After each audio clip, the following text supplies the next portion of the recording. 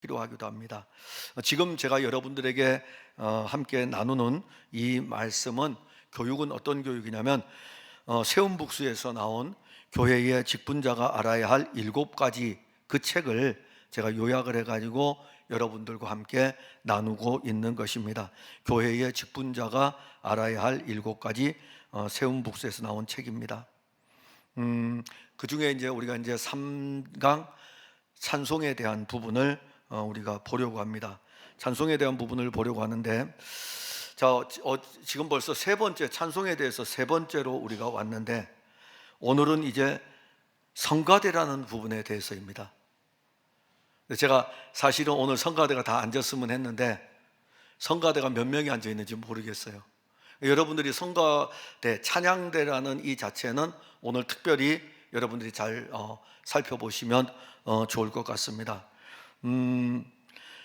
교회들마다 이 성가대, 저는 찬양대라 부릅니다. 이제 좀 이따가 이 부분이 이제 언급이 될 것입니다. 전 찬양대라 그러는데, 이 책에는 성가대 이렇게 해가지고 그 다음에 찬양대로 불러야 된다는 것을 알려줄 거예요.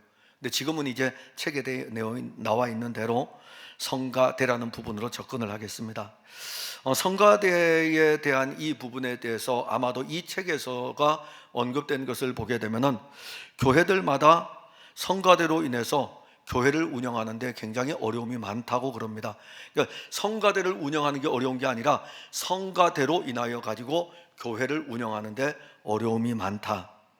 왜 그러냐면은 한 몸의 교회 공동체로 세워져 가야 되는데, 한 몸의 교회 공동체로 세워져 가려면 다양한 파트에서 일해 가지고 같이 세워져야 되는데, 대부분의 많은 인력들이 성가대에 투입이 되니까는 결국 이 성가대에 투입된 사람들은 이렇게 생각하죠. 나는 성가대에서 봉사하고 있는데, 그러다 보니까는 다른 데서 이제 봉사를 하지 않게 되니까는 성가대는 계속 늘어나게 되고, 성가대가 늘어날수록 다른 파트의 부서들은 부족할 수밖에 없습니다. 예를 들어서 우리 교회 같은 경우에 예를 든다면, 우리 교회는 교사를 세우는데 굉장히 어렵습니다. 왜? 금년부터 청년들은 전부 다 부서 활동으로 다 돌아가도록 했기 때문에 그동안 청년회원들이 교사를 맡고 있는 데서 각 부서로 돌아갔습니다. 그래서 지금도 우리가 오후 예배 시간에는 청년 예배는 별도로 지금 드리러 올라가 있습니다. 그러면 이제 우리 교회 같은 경우에 예를 들면 교사가 충원이 돼야 되는데 교사를 충원하는 게 굉장히 어렵습니다. 그래서 담임 목회자로서 고민을 한 적이 있어요. 특히 금년에 어떤 고민을 했냐면, 성가대원 중에서 교사로 할 수 있는 사람이 없을까? 근데 교사들을 하기를 힘들어해요. 성가대는 오히려 더 난데 교사를 하려고 하면 또 힘들어 하더라고요. 근데 뭐 그는 이제 어쩔 수 없지만은, 그러니까 교사가 충원되지 않아 가지고 결국 2주 전인가 한 달 전에 마지막으로 교사 한 사람이 충원이 됐습니다. 그만큼 교사 파트는 충원하기가 어려워요. 근데 성가대는 어느 정도 음악적으로 저기가 되면은 본인들이 할 수 있으면 또 하기도 하고 그러합니다. 그러니까는 이 책에서 언급하는, 제가 읽으면 이 책에 언급된 것을 읽으면서 이게 우리 교회만의 문제가 아니고 모든 교회들이 성가대에 집중이 되어 있다 보니까는 이 성가대에 모든 인력들이 다 들어가 있으니까는 함께 세워져가는 교회 공동체를 펼쳐갈 때에는 또 어려움이 있다라는 것은 우리만 아는 것이 아니고 다른 교회들도 똑같은 상황이구나라는 것을 제가 알게 되었습니다. 그래서 이제 성가대를 운영할 때 이런 부분이 어려움이 있고, 그 다음에 이제 성가대의 명칭에 대해서 우리가 볼 때, 우리는 이제 성가대가 익숙해져 있죠. 근데 저는 지금 이렇게 하면서 익숙하지가 않아요. 익숙하지 않은데, 우리는 흔히 부를 때 성가대가 익숙해져 있는데, 로마 카톨릭은 이 성가대라는 이 부분이 자연스럽게 성가대로 이렇게 불려졌어요. 사실은 실제는 이 성가대보다는 찬양대로 불려지는 게, 찬양을 하는 사람들이 모여있는 찬양대로 불려지는 것이 훨씬 유익하고, 개혁주의 교회에서는 찬양대로 이렇게 부릅니다. 왜냐하면 찬양을 하는, 성가라는 이 자체를 통해 가지고 보여주는 것이 아니라 하나님을 찬양하는 그룹들이기 때문에 찬양대로 불려지는 것이 개혁주의 교회의 말씀인데, 언제부터인지 우리가 이 성가대라는 이 부분이 대형 교회를 중심으로 해가지고, 대형 교회는 쫙 앉으면 막 100명씩 앉고 그러잖아요.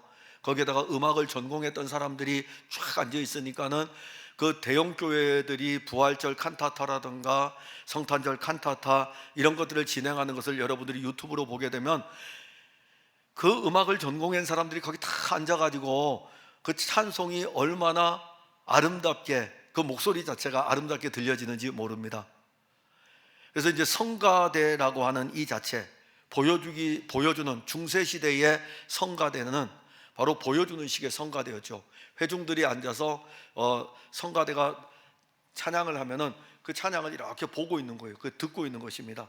들으면서 와, 정말 아름답다. 그리고 또 너무 아름다운 찬송을 들으면은 우리가 마치 천상에 와 있는 그런 느낌처럼.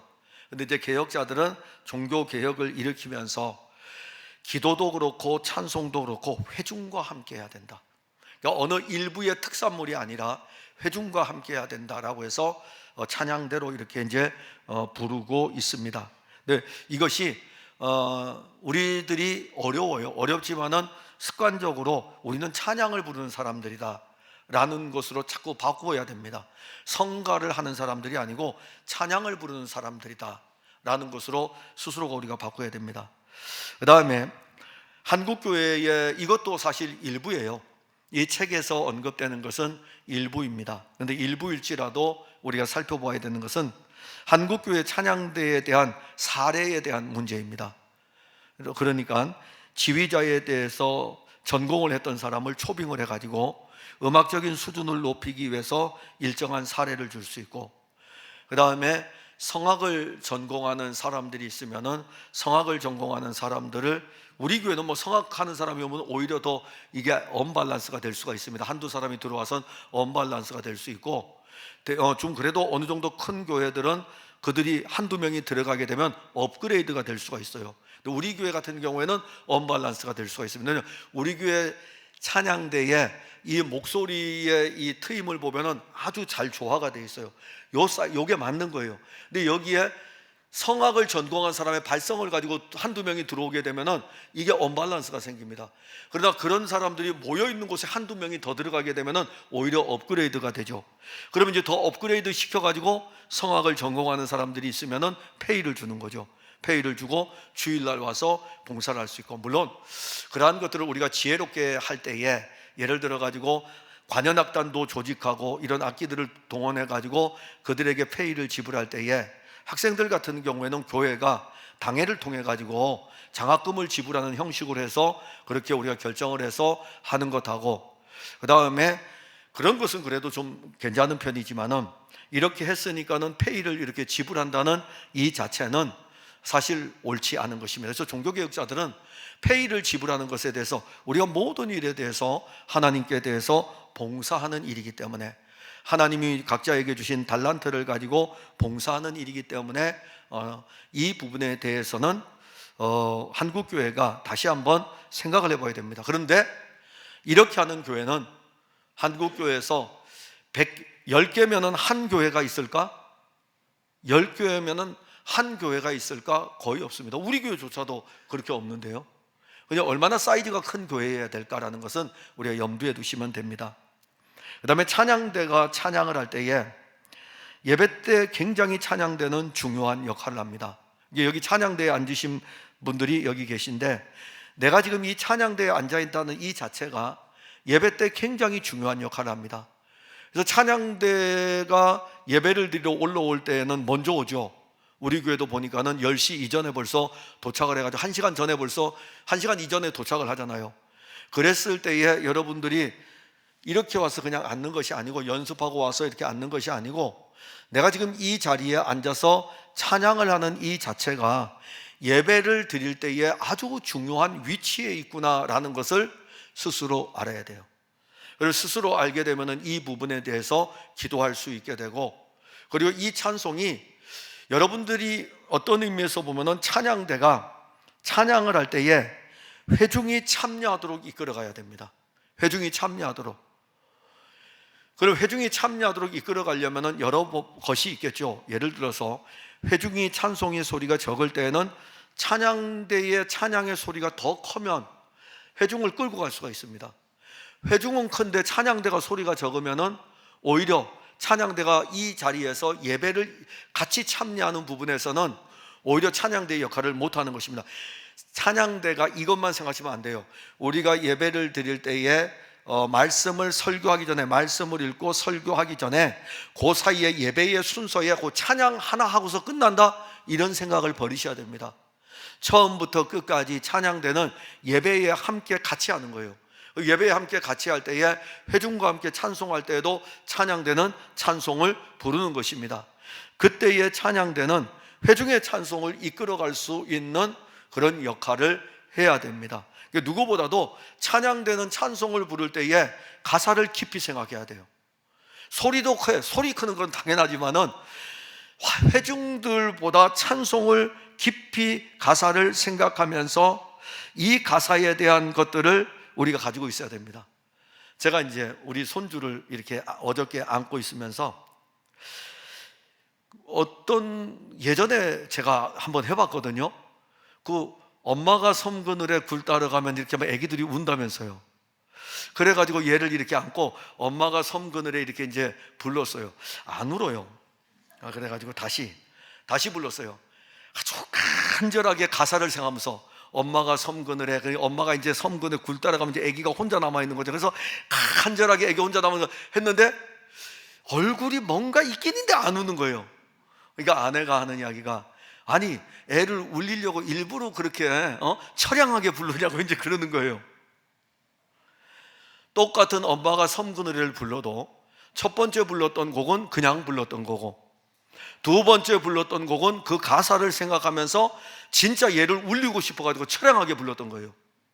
엄마가 섬 그늘에 굴 따라가면 아기는 혼자 남아 집을 보다가, 그걸 이제 혼자 남은 아기를 생각하면서 불렀거든요.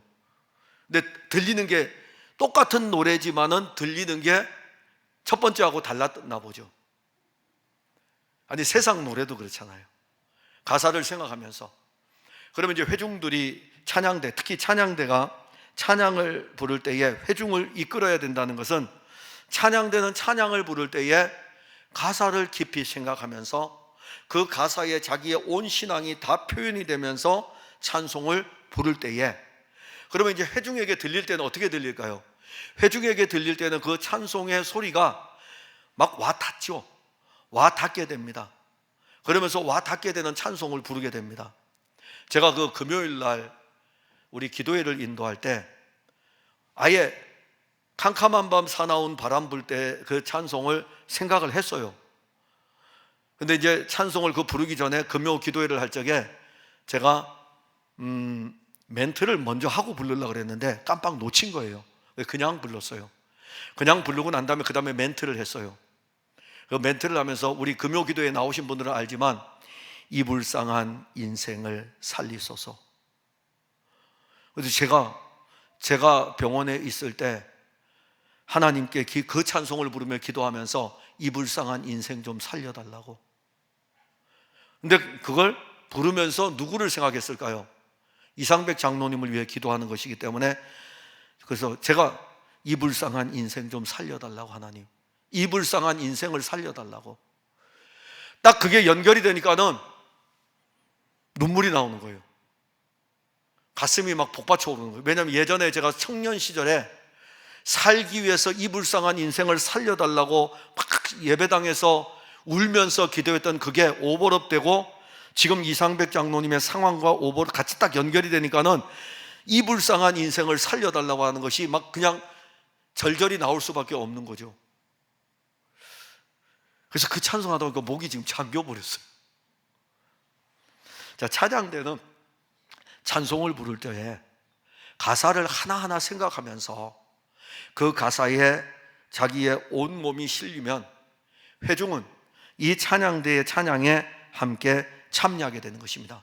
찬양대의 역할이 그거예요. 자, 우리가 이렇게 주일날 오후에 이 부분들을 배울 적에 여러분들이 하나를만 배우셔도 돼요. 하나만 배워서 건져가지고 찬양대를 오늘 했으니까는 찬양대는 찬양대에 앉아가지고 그렇게 한번 시도를 해보시면 됩니다.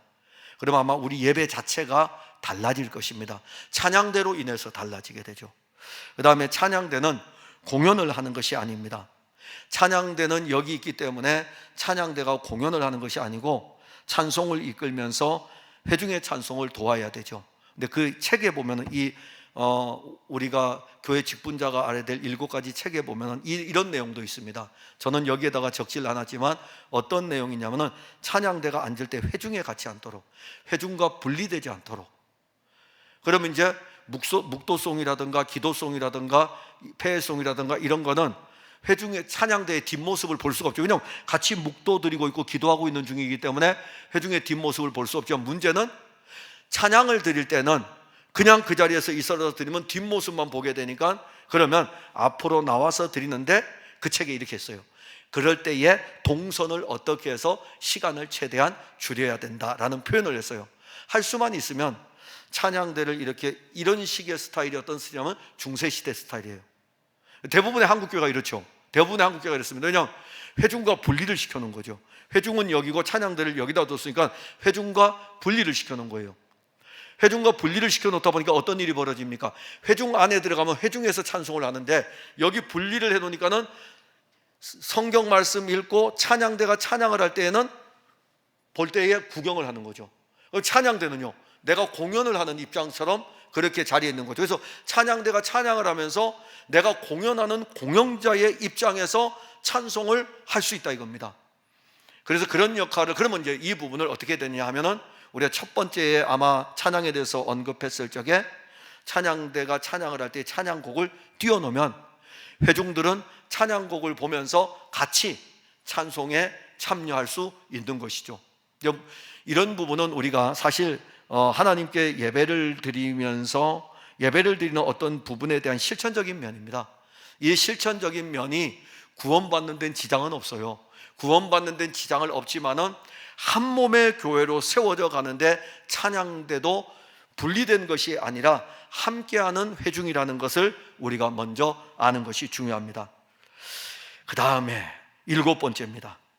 제가 이것을 기록하면서 과연 우리 교회도 이게 해당이 될까 생각을 하면서 이거는 책에 있는 것을 옮겨 적었는데, 찬양대는 찬양을 하고 난 이후에 예배에 집중해야 된다. 자, 저도 찬양대를 해봤어요. 저도 찬양대를 해봤는데 청년 시절에 찬양대를 했는데 조그만 교회입니다. 거기 조그마지만은 또 이렇게 나누어져 있었어요. 그러면 이제 찬양대가 한 10명 있었고 회중이 한 50명 있었어요. 자, 그러면 이제 있으면은 찬양대가 연습을 많이 하잖아요. 주일날 예배를 마치고 연습하고, 그러면 주일이 그때는 밤 예배였으니까는 한 9시쯤 끝나면은 9시 끝나고서 한 10시까지 다음 찬양할 걸 연습하고, 그 다음에 토요일날 또 연습하고 3번을 연습했거든요. 3번을 연습하는데, 자, 연습하고 난 다음에 찬양대석에 탁 앉을 적에 얼마나 좋은지 몰라요. 왜냐하면 회중을 대표해서 이제 탁 앉아있는 찬양대 자리에 앉아있는, 괜히 막 어깨가 막 이렇게 펴지고, 저만 그랬는지 모르지만은 저는 그랬어요. 찬양대석에 앉아있는 이 자체가 어깨가 탁 펴지고, 이제 앉아있다가 목사님이 예배를 드리는 중에 찬양대에 찬양이 있겠습니다. 딱 그러면은 일어서잖아요. 그 일어설 때에 그 느낌, 저는 아직도 있어요. 그래서 제가 아내한테 그러고, 난 은퇴를 하게 되면은 어디 교회에서 섬기면서 찬양대는 꼭 해보고 싶다. 근데 그게 아마 강할 것 같아요. 근데 찬양하러 앉으면은 묵도부터 시작하거든요. 그러다가 일반적으로 여기 있는 찬송을 부를 때는 그냥 그때 찬양을 해요. 그러다가 어떤 우리가 여기 없는 찬양곡이 있죠. 그래서 좀 편곡한다든가 그런 곡들이 있으면, 야, 빨리 이거 찬송해야 돼, 찬양해야 되는데 라고 하는 어떤 그런 마음이 들어가요. 그런 마음이 들어가면 이제 찬양이 막 기다려지거든요. 그리고 이제 찬양이 끝납니다. 찬양이 끝나고 난 다음에 그 다음에 이제 찬양대예요. 그 다음에 찬양대는 어떨까요? 저는 찬양대를 했었으니까 내려옵니다. 내려오고 나면은 아무도 이야기 안 해요. 그리고 이제 시간이 막 지나면 여기저기서 교인들이 이 얘기도 하고 저 얘기도 하고 다 하잖아요. 그러면은 누구는 뭐 기도는 뭐 어떻게 한다 그렇게도 이야기하고, 누구는 교회 생활을 어떻게 한다, 그러면 다 듣고 흐르잖아요. 근데 그게 당사자에게 가면은 그건 상처예요. 근데 이제 듣고 흐르는 거죠. 근데 딱 나오는 이야기들 중에 어떤 이야기가 있냐면 찬양대에 대한 이야기도 나와요. 누구는 존다. 그럼 딱 들게 되면은 그게 누구는 찬양대에서 찬양할 때는 안 좋는데 설교할 때만 되면 좋다 이겁니다. 아니 그런데 이 책에도 이렇게 써놨어요. 아니 제가 찬양대 하면서 경험을 했었는데, 근데 우리는 모르죠. 옆으로 앉아있기 때문에 찬양대원들끼리는 몰라요. 근데 이렇게 딱 회중이 이렇게 배치되기 때문에 여기서는 찬양대를 보고 찬양대는 여기를 보거든요. 왜냐면 집중하지를 못하고, 우리는 집중하는 게 한계가 있기 때문에 이렇게 봤다가 이렇게 보고, 여기서 이렇게 봤다가 이렇게 보고, 그래서 눈 시야가 그렇게 움직입니다. 그럴 때에 찬양대에서 찬양을 부를 때는 그렇게 불렀는데 그 소리가 들려요. 그러면 이제 청년 시절에 야 졸지 마, 자면 안 돼, 저봐 다 알잖아, 교인들이 다 알잖아, 그렇게 이야기한다고요. 그러면 이제 교인들은요 거기서 더 나가요. 더 나가가지고 그게 은혜가 되냐 막 이렇게까지 이야기한다고요. 그러면 이제 정신 바짝 차리죠. 졸음이 오면은 막 이 허벅지 살 꼬집고 그러면서 찬양대에서 안 졸라고, 그럼 더 집중하려고 하죠. 왜냐하면 더 집중하려고 하는 것은 회중들이 다 보고 있으니까. 그러면 이제 나중에 회중들이 그럴 거 아니에요. 아 저기 김성만 청년은 보니까는 설교를 너무 잘 듣는다고, 이런 이야기가 들리면 사람 좋지요. 안 그렇겠습니까? 저 김성만 청년은 뭐 찬양대 안 들 때 보면 굉장히 찬송을 크게 부르는데 목사님 설교하자마자 그때부터 잠자기 시작한다고. 아니 그런 이야기 들리면 별로 안 좋잖아요. 근데 우리가 오늘 우리 풍성한 교회 찬양대 여기 있는 분들은 본인들이 한번 살펴보시면 되겠죠. 찬양에 너무 집중하다 보니, 찬양 부르는 그 찬양곡에 집중하다 보니까 설교 시에 설교에 집중하지 못하는 거죠. 그러면 여러분들 믿음 안 자랍니다. 찬양대는 안 줄 수 있지만 믿음이 안 자라요. 예배를 통하여서 우리는 하나님과 교통할 뿐만이 아니라 믿음이 자라는 거거든요. 믿음이 자라야 되는데 믿음이 안 자라는 거죠. 설교에 집중하지 못하는 것입니다. 이런 부분들을 찬양대원들 한번 자기 자신들을 이렇게 돌아보면서 우리 오늘 이 부분을 목사님이 나한테 하는 건가? 예, 여러분들한테 하는 거예요. 여러분들한테. 근데 누군지는 모르지만은, 아무도 몰라요. 근데 우리가 찬양대가 그런 부분이 있을 수 있다는 것이죠. 그리고 나중에 이제 가면 어떤 게 나오냐면은, 제가 있었던 교회에서 예입니다. 여기 책에도 똑같이 썼어요. 찬양대 굳이 있어야 돼? 이렇게 나온다고요. 찬양대 굳이 있어야 돼? 여기 회중에 앉아서 다 예배 드리면 되지. 회중에 앉아서 예배 드리고 특송할 때 여전도에 나와서 특송하면 되지. 1여전도에 나와 특송하고 2여전도에 나와서 특송하면 되지. 굳이 찬양대가 그렇게 시간 들이면서 찬양대가 굳이 있어야 할 필요가 있어? 라고 하는 질문들이 교회들에게 나오게 됩니다. 그런데 요 부분은, 8번째 부분은 제가 우리 같은 노회에 있는 목사님한테 서로 이제 이야기를 하다가 자기는 찬양대를 없애버리고 싶다 이겁니다. 앞에 것들 때문에 일꾼들이 거기에 다 집중되어 있기 때문에, 교회가 일을 하는데 어려움이 있기 때문에, 그 다음에 찬양대가 예배에 대한 본이 안 되기 때문에 목사님, 그러니까 목사님들이 모였을 때 목사님들이 생각할 때는 어떻습니까? 굳이 찬양대가 있어야 되겠습니까? 이렇게 묻는 거예요. 근데 이것은 우리가 찬양대원들로서는 우리가 한번 본인들을 돌아봐야 되고, 그런데 사실 역으로 이야기하면 찬양대는 중요한 역할을 하고 있다는 것을 아셔야 돼요. 중요한 역할을 하고 있다는 것을 먼저 아신다면 오히려 찬양대가, 이걸 여러분들이 오늘 이 책에 기록된 것을 볼 때에 교회 안에서 일어날 수 있는 일들이기 때문에 우리가 역으로 생각해 간다면, 그래, 그러면 찬송의 가장 중요한 것이 하나님을 찬양하는 것이라면 찬양대에서 그 일이 일어나게 되면 반대의 현상이 일어나가지고 오히려 교회는 예배가 아주 아름답게 멋지게 드려지게 됩니다. 찬양대가 바르게 그렇게 돌아오게 되면. 이런 부분을 그 책에서 언급하고 있고, 그러면 이제 하나님은 어떤 찬송을 좋아하실까? 자, 하나님은 어떤 찬송을 좋아하실까요? 한국 교회는 찬송을 자기 소견에 옳은 대로 부르는 경향들이 있습니다. 자기 소견에 옳은 대로 자기가 원하는 그런 찬송들을 부르는 경향들이 있습니다. 근데 사실 구약의 성경은요, 구약의 시편의 말씀은 한 7, 80%가 찬송입니다. 70에서 80% 정도가 구약의 시편이 찬송으로 되어 있습니다. 그리고 이 구약의 찬송의 시편은 대부분이 탄식하는 시로 되어 있어요. 즉 하나님께 영광을 돌리는 이 부분은 적고, 본인이 고통 중에서 고난 중에서 하나님을 향한 탄식의 노래가 거기에 많이 있습니다. 그래서 박해와 고난 속에서 하나님의 도움을 구하는 찬송이 시편 찬송의 대부분 많이 주를 이룹니다.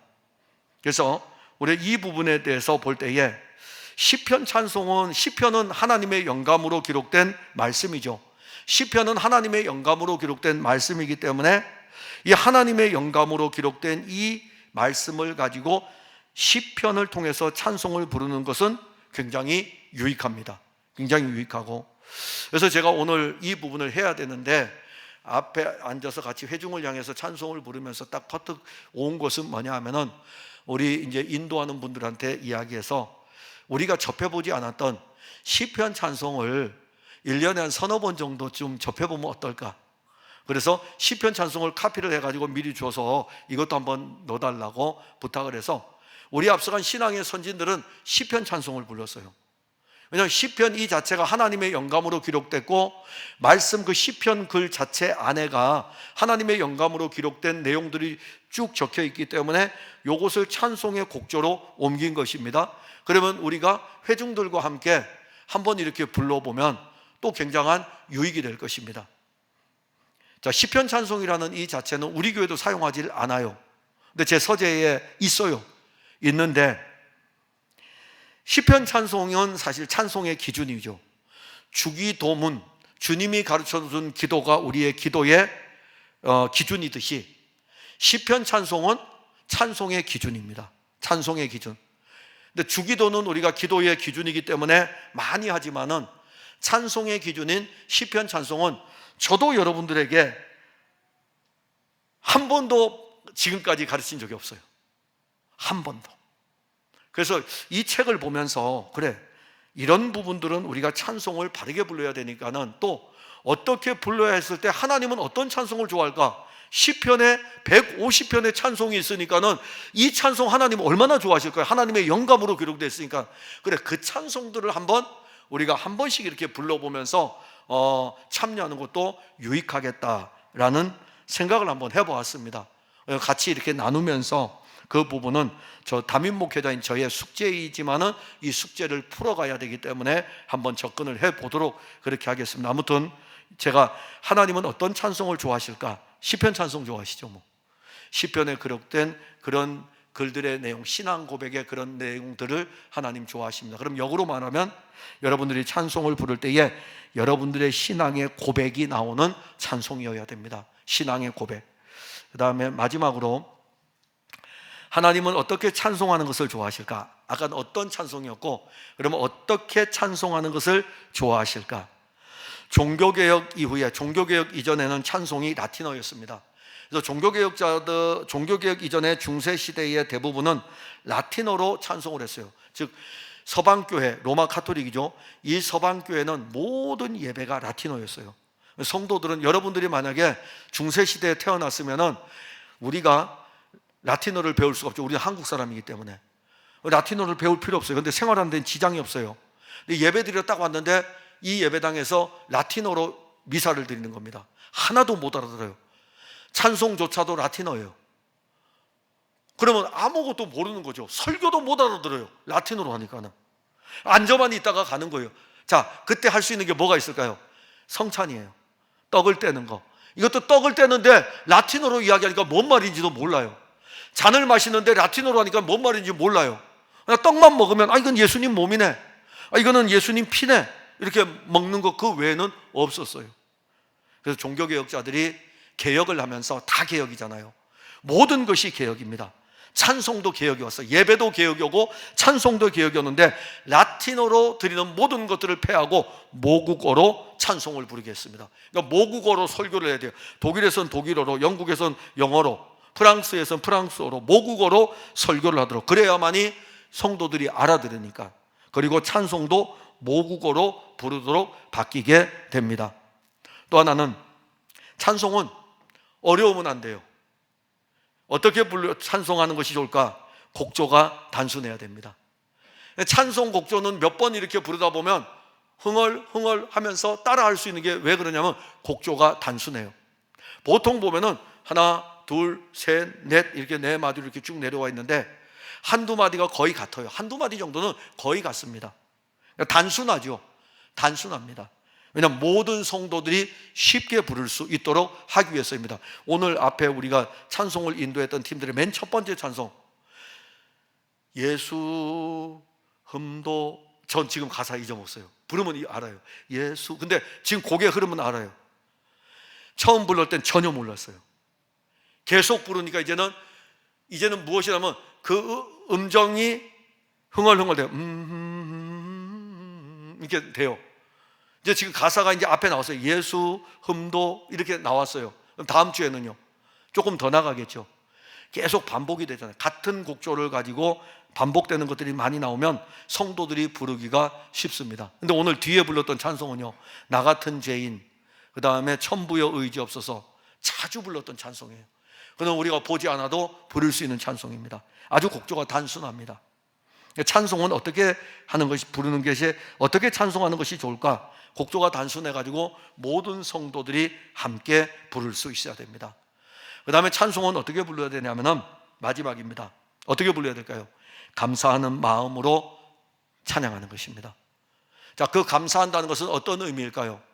날 구원하신 그 은혜에 감사, 나를 지켜주신 그 은혜에 감사, 나를 살려주신 그 은혜에 감사, 내가 예배 드릴 수 있는 그 은혜에 감사, 내가 성도들과 교통할 수 있는 그 은혜에 감사. 그러면 모든 찬송의 가사들을 생각할 때마다, 찬송을 부를 때마다 감사. 그러니까 거기에 감사의 글이 없을지라도 찬송 자체가 감사의 찬송인 것입니다.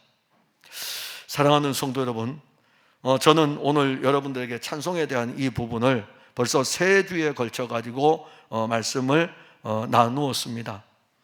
그러니까 우리가 이러한 것들을 기억을 하여 가지고 저는 이걸 하면서 제 자신이 뭔가를 부족한 부분이 어떤 부분이었는가를 저는 봤어요. 부분을 보았기 때문에, 저는 목회자이기 때문에 양떼들을 찬송을 바르게 이끌어 가야 되기 때문에 그 부분은 이제 조금씩 진행을 하고, 여러분들은 그러면 이걸 보면서 나는 찬송을 어떻게 불러야 되는가 라는 것을 보게 될 것입니다. 그럴 때에 여러분들 스스로가 알게 되는 것이 있으면 그 부분을 여러분들이 그렇게 바꾸어서 변화가 돼가지고 찬송을 하면 됩니다. 특별히 오늘은 찬양대에 대한 것들이 있었으니까는 찬양대원들은 그 부분을 살펴보면서 내가 지금 얼마나 중요한 자리에 앉아 있구나 라는 것을 알고 회중의 찬송을 이끌어가는 자리이구나, 그래서 회중과 함께하는 찬송을 해야 되는구나, 그러면서 또 더 나아가면 이 찬송이라는 이 자체가 예배 중에 한 부분이 아니라 전체로 갈 수 있는 데까지 우리의 역량들, 우리의 신앙생활하는 역량들이 커지면 믿음도 자라게 되고, 믿음만 자랄 뿐만 아니라 예배 자체가 기쁨이 되고 즐거움이 될 것입니다. 기도하겠습니다. 하나님, 은혜를 감사합니다. 오늘 우리는 찬송에 대해서 3번에 걸쳐서 오늘 또 살펴보았습니다. 특별히 오늘은 찬양대에 대한 부분이었습니다. 여기 이 자리에는 찬양대원들이 앉아 있기도 합니다. 찬양대원들이 찬양에 대한 부분을 보면서 우리가 이 찬양대원으로서 찬송을 부르는 것이 회중과 함께 어떤 역할을 해 나가야 되는지를 본인들 스스로가 살펴보면서 참으로 앞으로 이들이 찬양대에서 찬송을 부를 때에 유익하게 하시고 영적인 유익이 회중을 이끌어가는 유익이 되게 하여 주옵소서. 또한 우리 모든 성도들이 하나님을 찬송할 때에 어떤 찬송을 보여야 되며 어떻게 찬송해야 될지를 또 살펴보았습니다. 이 중에 우리는 하나님 시편 찬송에 대한 이 부분을 한 번도 시행해 보지 아니하였으나 한 번쯤은 우리가 시편 찬송을 통하여 가지고 시편을 통해서 하나님을 찬송했던 우리 앞서간 신앙의 선진들과 같이 우리도 그렇게 찬송하고, 어떻게 찬송해야 되는 이 부분에 왔을 때에는 감사하는 마음으로 하나님을 향한 찬송이 우리에게 있도록 도와주옵소서. 예수님 이름으로 기도하옵나이다. 아멘.